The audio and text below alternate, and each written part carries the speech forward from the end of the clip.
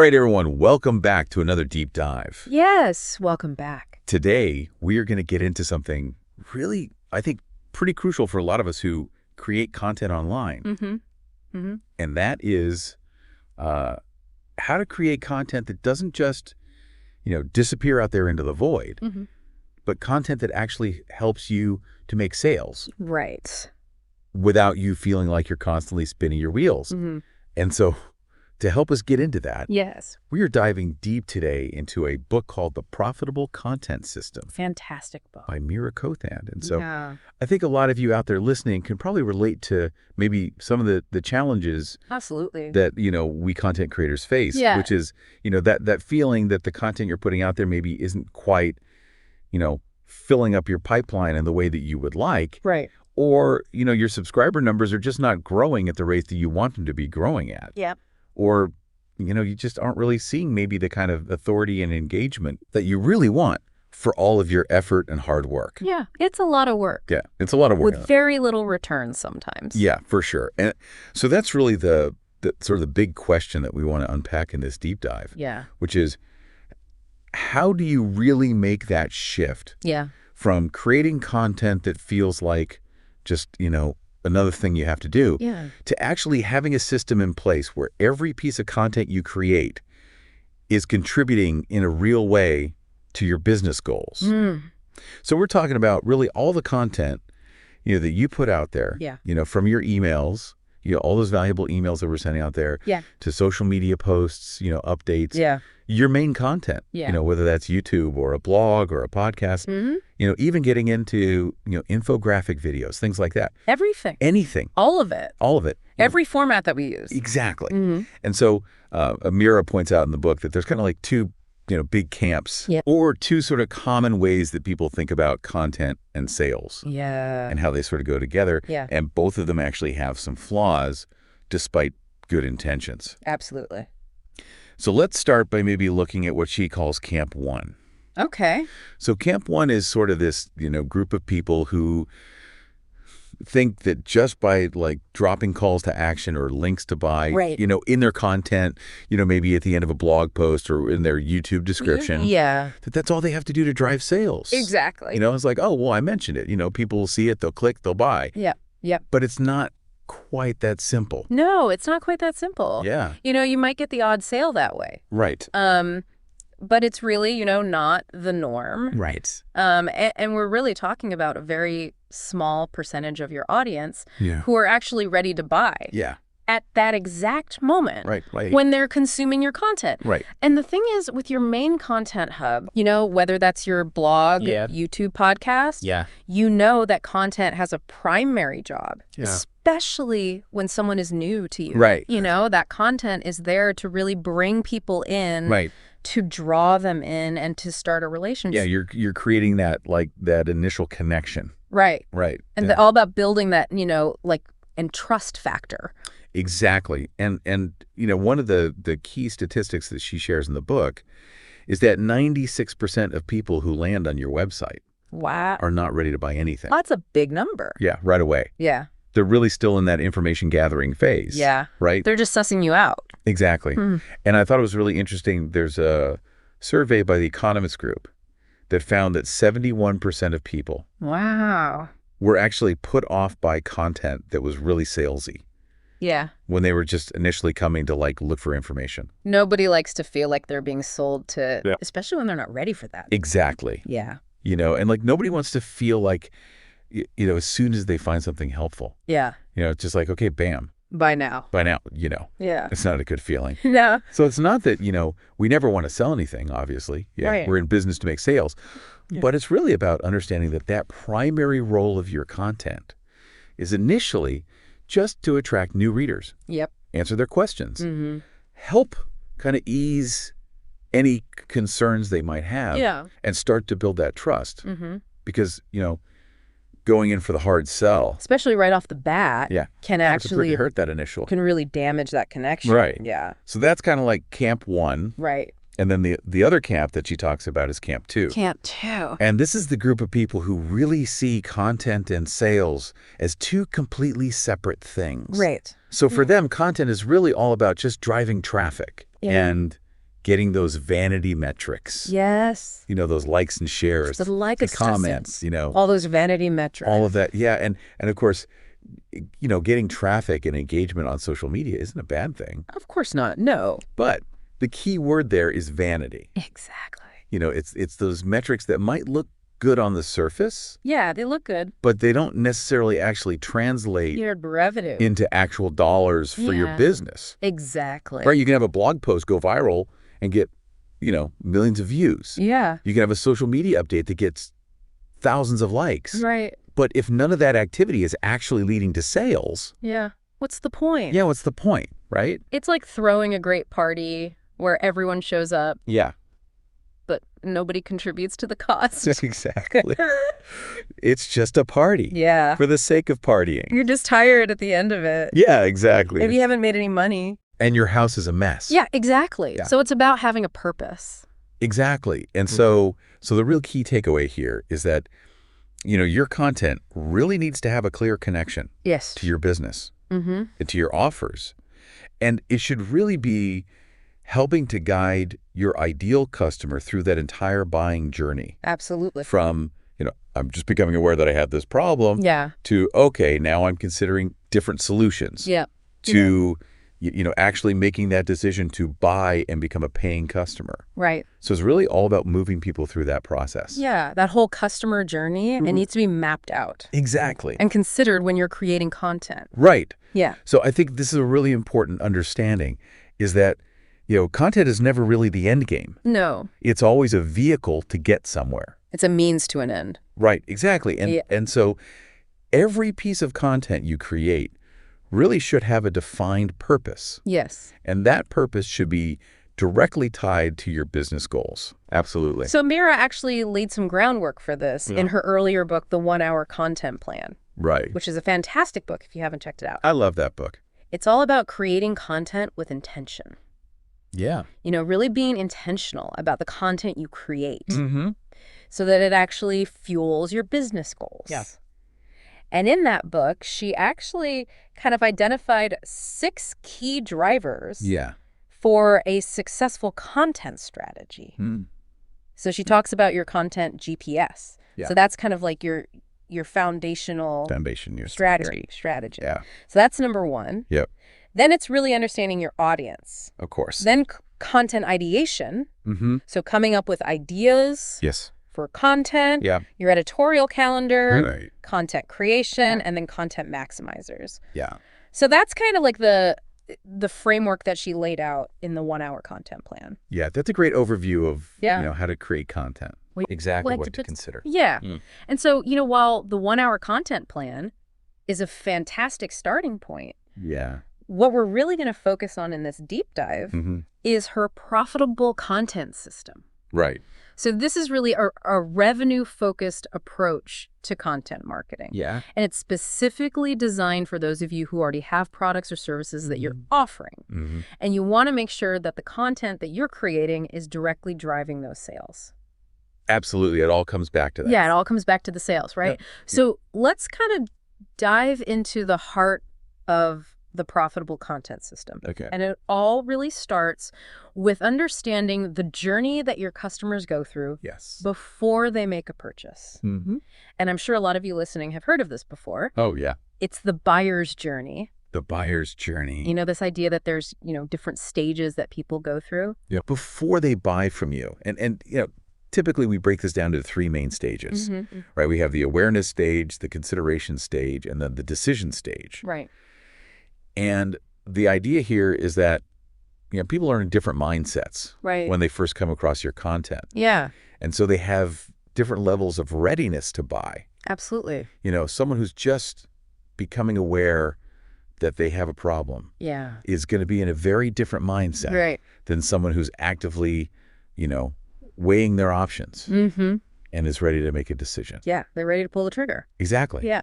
And so, because people are in these different stages, they also have different questions. Of course. Right? So to help us really pinpoint these questions, Meera introduces this really helpful tool. Yes. Which she calls the Stage X10 framework. Oh, I love that. Right? It's so simple, but so helpful. Yeah, it really is. Yeah. And so The basic idea here is that you're going to brainstorm and identify 5 to 10 questions that your ideal customer has at each of these 3 stages. So the awareness stage, the consideration stage, and the decision stage. Right. But it's important to remember, this is specific to each offer that you have. Yeah, you have to be clear on the offer because different offers appeal to different people. Exactly. And the questions that people have are going to vary depending on this specific offer. Right. Yeah. So let's maybe break down each stage just a little bit further. Okay. So in that awareness stage, people are really at the beginning of their journey. Right. They're just starting to realize that they might have a symptom or a problem or a challenge, but they're still, it's all very new. Yeah, they're just starting to become aware. Exactly. And so the focus of your content here should really be on the what and the WHY. Yeah. Right? It's all about the fundamentals. Yeah. What is it and why should I care? Right. Exactly. Why is it important? So, think very beginner level questions like, why should I even be using this thing? Or, what exactly is this thing all about? Yeah. Or, what are some common mistakes that people make when they're first starting out with this thing? Yeah. Like, how can I avoid looking like an idiot? Yeah, exactly. Exactly. So that's that awareness stage. Yep. And then we move into that consideration stage. Okay. And here, your audience has now clearly identified, okay, this is a problem for me. Right. And so they're now actively seeking out solutions. Yeah. They're ready for solutions. Yeah, they want to solve this problem. Right. So the focus of your content here really shifts to the HOW. The how. Yeah, so it's all about practical application and implementation. Right. So it's kind of like that intermediate level. Yeah, the intermediate level. Yeah. So, they're asking more practical questions. Yeah. Like, how do I actually do this one specific aspect of this thing? Or, what are some of the best tools or resources to use for this particular challenge? They're really looking for that step-by-step guidance. Yeah, they want actionable advice. Exactly. And then finally, we get to that decision stage. Okay. And at this point, your reader really has a solid understanding of the problem and how a solution can help them. Right. So now their focus is really on achieving those desired results. Results, yeah. So this is kind of like the advanced stage. The advanced level. It's all driven by desire. Desire. Right at this point. Yeah, I want it. They're ready. They're ready to make that purchase. Yeah. So these are the kinds of questions that really signal that someone's very close to buying. Yeah. So they might be asking things like, how can I get more of this result? Or, what am I currently overlooking that's preventing me from achieving this result? Yeah. They're ready to go. Yeah, they're ready for that transformation. Exactly. Yeah. And so, to really nail these questions, it's really important to understand your audience's pain points. Absolutely. On a deeper level. Yeah. Pain points aren't just, surface level frustrations. Right. These are the actual internal and external struggles that your potential customers are facing at each of these stages. Yeah, and she talks about, how pain points aren't just, like I said, surface level. Right. She breaks them down into those internal anxieties and stresses that people are going through. And then there's the external pressures and challenges that they're dealing with. Right. And then the underlying limiting beliefs that are maybe stopping them from taking action or investing in a solution. Right. So it's those 3 things that we have to consider when we're thinking about pain points. And I thought it was really helpful. Yeah. She kind of gave some examples of these. Like an internal pain point might be the fear of looking foolish. Right. Or not being knowledgeable enough. Nobody wants to look dumb. Right. Yeah. And then an external pain point might be, the rising costs of a particular service that they rely on. Yeah. Or, something like that. Or lack support. Yeah, exactly. And then, limiting beliefs. Yeah. Might be, the idea that, achieving a particular result is only possible for experts. Right. Or requires, a huge investment of time or money. Yeah, or that they're not worthy. Yeah, exactly. Yeah. So really understanding these different aspects of pain points can help you to really craft those questions in a way that resonates with your audience. Make them feel seen and heard. Exactly. Yeah. And so she gives a couple of examples of, the Stage S10 framework in action. Okay. And one of them that I thought was really helpful Yeah. was the beekeeping example. Okay. So imagine you have an online course right. for beginner beekeepers who want to, harvest their own honey. Yeah. Right. Honey. So me too. Yeah. So in the awareness stage, Yeah. for someone who might be interested in beekeeping, Okay. Some of the questions that you might identify are things like, what are the benefits of actually having a beehive, in my backyard? Right. Or is beekeeping something that I could even handle as a beginner? Yeah. Right. Yeah, could they do that? Exactly. Yeah. And what are some common mistakes that new beekeepers make? Yeah. Right. Because that can be scary. Yeah. You don't want to mess up your bees. mess it up. And then if we move into that consideration stage, now the questions are getting a little bit more focused on implementation. Okay. So things like, where's the best location to place my beehive for optimal success? Yeah. Or how do I actually go about purchasing bees? Where do I get bees? Where do you get bees? Healthy bees. They want angry bees. Exactly. Yeah. What are the essential pieces of equipment that I would need? What do I need to get started? And what are some costly mistakes that I can avoid when I'm first setting up my colony? Yeah, you don't want to invest in something that's not going to work. Right. Yeah. Exactly. That makes sense. And then, in that decision stage, now they're really thinking about results. Okay. So questions like, how can I maximize the amount of honey I harvest each year? Yeah, I want lots of honey. Lots of honey. For my money. Right. Yeah. What are some of the techniques for effective hive management and preventing problems? You don't want to lose your colony over winter. Right. Yeah. And then, even questions like, how did that one beekeeper, manage to triple their honey yield? Yeah, that would be amazing. Right. So you can see how those questions kind of progress. They do. They really progress. Yeah. From that awareness through the whole journey. Yeah, that decision phase. Yeah. And she has some other examples in the book as well. Okay. One for someone who offers design services. Right. And then another one that's more focused on visibility and PR. Okay. And it's the same kind of idea where she breaks it down into, those why, what, how W, and then desire questions. Right. And so it really kind of shows you how adaptable this framework is. Yeah. It's very flexible. Yeah. You can use it for pretty much any business. Any offer. Any offer. Yeah.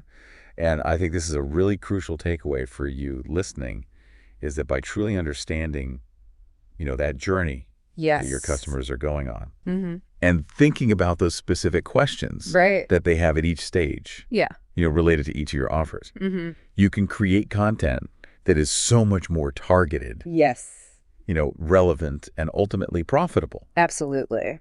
So now that we have kind of like that solid grasp on understanding those questions that our audience has through that Stage X10 framework, let's shift gears just a little bit and talk about how we can actually organize our content efforts into something that's even more powerful. I like powerful. Yeah. Let's talk about that. Revenue-generating campaigns. Campaigns, yes. So I love a good campaign. Right. So instead of just kind of like randomly creating content, in a reactive way. Yeah, just kind of like putting it out there. Yeah, just kind of like, and seeing what sticks. I need to create some content today. Yeah. What am I going to create about Meera? Meera really advocates for thinking in terms of these focused campaigns. Right. So what exactly is a campaign? Yeah, so a campaign is basically like a concentrated effort. Okay. Where you're taking a specific product or service that you want to promote. Right. And you're creating a coordinated series of content pieces around that over a set period of time. So it's like a launch. Yeah, kind of like a launch, but not necessarily. Yeah, it could be a launch. It could be. It could be something smaller. A mini launch. Yeah. But the idea is that it all has one specific goal. Right. One specific measurable business outcome that you want to achieve. So that might be, selling a certain number of units of your product. Right. Or it might be, increasing membership signups by a particular percentage. Yeah. Whatever that goal is. Or it could be a combination. Yeah, exactly. It could be multiple goals. Yeah. But the idea is that everything is working towards that goal. Towards those goals. Right. And so, these campaign goals are really critical because they inform every aspect of your content creation. Right? So it's like, who are you trying to reach with this campaign? Right. What's the ideal audience? Yeah. What is the one specific action that you want them to take. Yes. And then what types of content, whether that's social media updates or emails or blog posts or whatever it might be, are going to be most effective in actually guiding them toward taking that action. Right.